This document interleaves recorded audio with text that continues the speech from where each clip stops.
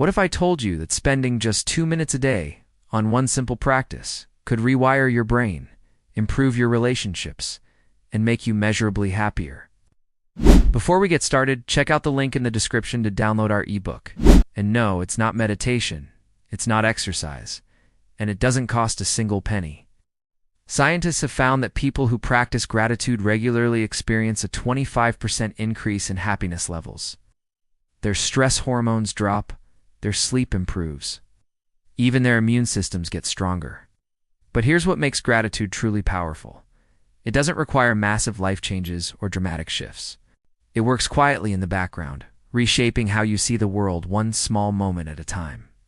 Today, we're diving into how gratitude can transform your life, and more importantly, how you can start using it right now. If you're new here, welcome. This channel is all about practical tools for becoming the person you want to be, without the fluff or empty motivation. In today's topic, gratitude might sound simple, maybe even too simple. You've probably heard it before. Be grateful, count your blessings, appreciate what you have. It can feel like advice that's been said so many times, it's lost its meaning. But when you understand the actual science behind gratitude, when you see how it quietly reshapes your brain and your daily experience, it stops being just another self-help cliche. It becomes one of the most powerful tools you have for changing your life. So let's break down what gratitude actually does to your brain, why it works, and how you can use it starting today. Let's start with what happens in your brain when you practice gratitude. Neuroscientists have discovered that gratitude activates two key regions: the prefrontal cortex, which handles decision-making and emotional regulation, and the brain's reward pathways, the same circuits that light up when you experience pleasure. Think of your brain like a garden. The thoughts you repeat most often are the paths you walk down regularly. Over time, those paths become well-worn trails, easy to follow without even thinking. When you practice gratitude, you're literally creating new neural pathways, new trails that your mind starts to follow automatically. Research from UC Berkeley found that people who wrote gratitude letters showed greater activation in the medial prefrontal cortex even months later. Their brains had been rewired to notice positive experiences more readily. But it goes deeper than that. Gratitude directly impacts your body's stress response. When you focus on what you're grateful for, your nervous system shifts from fight-for-flight mode into rest-and-digest mode. Your cortisol levels, the stress hormone, actually drop. Your heart rate variability improves, which is a key marker of emotional resilience. Here's a simple way to think about it. Your brain has a negativity bias. It's wired to scan for threats and problems because, evolutionarily, that kept us alive. The caveman who ignored the rustling bush got eaten by a predator. So our brains naturally focus on what's wrong, what's missing, what could go badly. Gratitude is the counterweight to that bias. It trains your brain to scan for what's working, what's good, what's present. You're not ignoring problems or pretending everything is perfect. You're simply balancing the scale.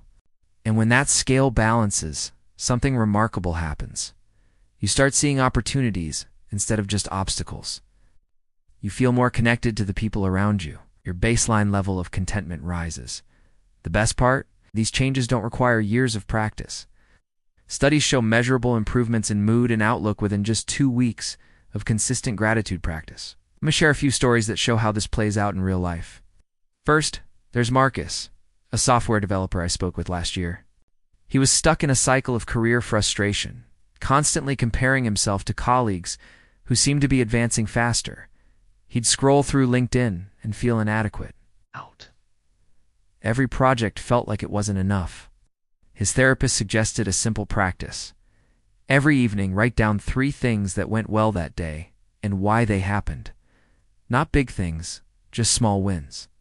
A piece of code that worked, a helpful conversation with a teammate, a lunch he actually enjoyed. Within a month, Marcus noticed something shift. He still wanted to grow in his career, but the constant anxiety had quieted. He started noticing his own progress instead of just other people's highlight reels. 6 months later, he told me that single practice had changed his entire relationship with his work. Not because his job changed, but because his lens changed. Here's another one. Sarah, a mother of 3, felt like she was drowning in the chaos of daily life. Mornings were battles. Evenings were exhausting. She loved her kids but couldn't remember the last time she'd felt present with them instead of just surviving. She started doing something small. Each night, she'd think of one moment from the day she wanted to remember. Just one. Maybe it was her daughter's laugh at breakfast. Maybe it was the way the afternoon light came through the kitchen window. She didn't write it down or tell anyone. She just paused and let herself feel grateful for that single moment. This tiny practice became an anchor. In the middle of chaos, her brain started automatically scanning for those memorable moments. She began experiencing her days differently. The hard parts were still hard, but they weren't the whole story anymore. One more. David, a man in his 60s, went through a difficult divorce after 30 years of marriage. He felt bitter and stuck, replaying all the ways things had gone wrong. A friend challenged him. For 1 month, find something to be grateful for every single day, no matter how small. The first week was hard. Really hard. Felt like he was forcing it, but he kept going. Grateful for his morning coffee. Grateful for a phone call from his daughter. Grateful for his health. By week 3, something unexpected happened. He realized he'd stopped rehearsing his resentments. The mental loop of anger and blame had quieted. He wasn't pretending the pain didn't exist, but he'd made room for other experiences too. A year later, he said that practice helped him reclaim his life when he thought he'd lost it. These aren't miraculous transformations. They're subtle shifts that compound over time. That's exactly what makes gratitude so powerful. So how do you actually practice gratitude in a way that works? Here are 5 practical approaches. You don't need to do all of them. Pick one that feels natural and start there. First, the gratitude journal. This is the classic approach for a reason.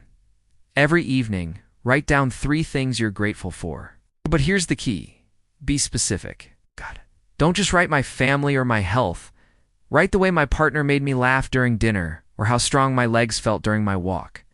Specificity activates the memory and emotion more powerfully. But you're not just checking a box. You're reliving the experience. Second, the morning reflection. Before you check your phone or dive into your day, spend 60 seconds thinking about something you're looking forward to and something you appreciated from yesterday. This sets your mental tone before the world rushes in. Third, express gratitude to someone directly. Once a week, tell someone specifically why you appreciate them. Not a generic thanks for everything, but thank you for listening when I needed to talk last Tuesday. It really helped me sort through what I was feeling. This does something powerful for both of you. For them, it strengthens the relationship. For you, it trains your brain to notice the positive actions people take. Fourth, the gratitude walk. During a walk, whether it's 5 minutes or 30, mentally note things you're grateful for as you see them. The trees. The fact that your body can move. The sound of birds. The architecture of a building. This turns a routine activity into a mindfulness practice. Fifth, the challenge reframe. When something frustrating happens, and it will, ask yourself, is there anything about this situation I could eventually be grateful for? Maybe not right now, but possibly later. This isn't toxic positivity. You're not pretending problems aren't real. You're training your mind to look for hidden benefits or lessons. Sometimes there aren't any, and that's okay. But often there's something small, a delay that kept you safe, rejection that opened space for something better, difficulty that taught you something about yourself. The key with all these practices is consistency over intensity. 2 minutes every day beats an hour, once a month. You're building a new habit of attention, and habits form through repetition. When you practice gratitude consistently, something profound happens over time. Your baseline mindset shifts. You stop waiting for big events to feel happy and start noticing the texture of ordinary life. The warmth of sunlight, the taste of your food, the comfort of your bed. These were always there, but now you're actually experiencing them. Your relationships deepen. When you regularly acknowledge what people contribute to your life, they feel seen. When people feel seen, they show up more fully. Gratitude creates a positive feedback loop in your connections with others. You build resilience. Life will still bring challenges, losses, setbacks. But when you've trained your brain to find meaning and good even in small places, you recover faster. You don't get stuck in the story that everything is terrible. You become less dependent on external validation.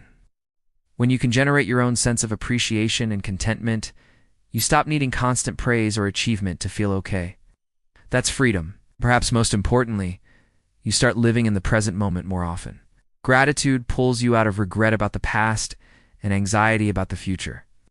It anchors you in what's here right now, that has value. This isn't about becoming a relentlessly positive person who never feels negative emotions. It's about balance.